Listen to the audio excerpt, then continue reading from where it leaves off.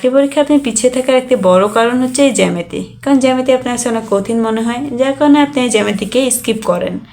আজকে থেকে আপনাকে আর স্কিপ করতে হবে না, কারণ আমি আমার প্রতিটি ক্লাসকে এমনভাবে সাজিয়েছি যেখানে আপনি বেসিক থেকে শুরু করে বিগত বছরের যে গুরুত্বপূর্ণ প্রশ্নগুলো আছে সেগুলো সহজে সমাধান করতে পারেন। আমার একটি টপিক দেখলে পরের টপিকটি আপনি খুব ইজিলি বুঝতে পারবেন। ঠিক এভাবে আমি একটি প্লেলিস্ট তৈরি করেছি। এই প্লেলিস্টে আমরা যা যা শিখব, জ্যামিতি বেসিক ধারণা, বিন্দু, রেখা, কোণ, ত্রিভুজ, চতুর্ভুজ, বৃত্ত এবং বিগত বছরে যত প্রশ্ন আছে সেগুলো সমাধান করব। এবং আপনাদের যদি আরও কোনো প্রশ্ন থাকে সেটা আপনারা আমাকে কমেন্টে জানাবেন। আমি প্রতিটি প্রশ্ন কিভাবে সহজে সমাধান করা যায় সেটা নিয়েও একটা ভিডিও বানাবো।